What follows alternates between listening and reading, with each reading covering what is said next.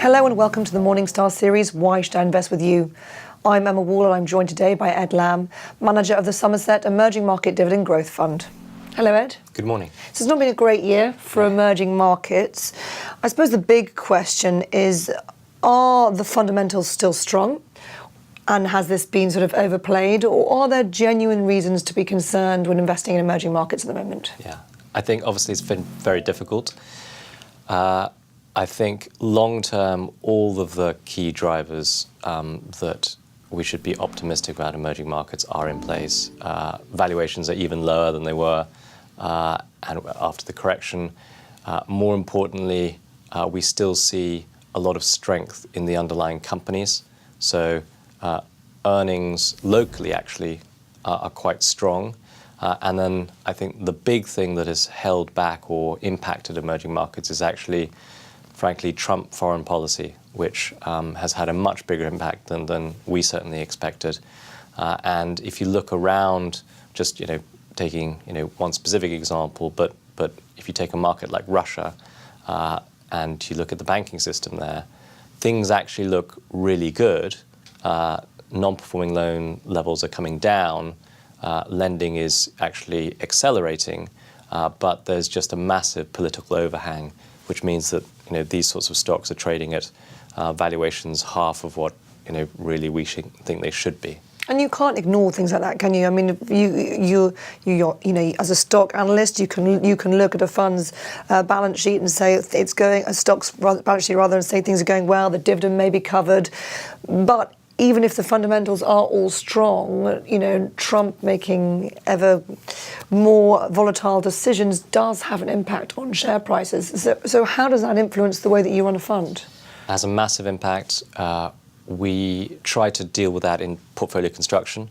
So we try to diversify risk, not having too much in politically sensitive countries.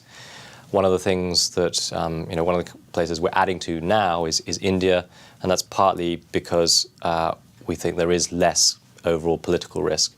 If we look at what Trump has been talking about and where he's very focused on China. He's quite focused on Mexico and NAFTA, but certainly he seems to not really be interested in India, which is great. So that's certainly an area we're adding to. And how does a dividend strategy influence those decisions? Presumably, if people are choosing to reinvest those dividends, it does smooth some of the volatility that can be associated with emerging markets and has been this year. As a stock selector, do you see certain characteristics in dividend stocks which makes them more protected from some of this volatility? It should do. I think in the long run it does. In the short term, we haven't really seen that protection.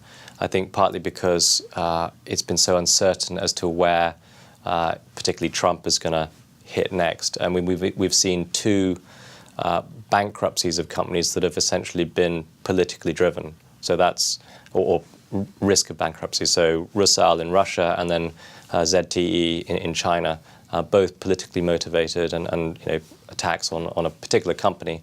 And so I think what investors are concerned about is even where you see good, strong companies with reliable cash flow streams, there is an overall much higher level of uncertainty. And you've mentioned country-specific concerns or opportunities even. Are there any sectors that you are wary of at the moment because of this kind of political overlay? Yes, so it's actually less sector specific and more country specific. So we're actually quite comfortable being invested in more global sectors, so oil and gas and things like that are less. I think there's less that Trump specifically can do to target whole sectors, but he's been quite specific with regard to countries, whether it's North Korea or Turkey or Russia and areas like that. Ed, thank you very much. Thank you. This is Emma Wall from Morningstar. Thank you for watching.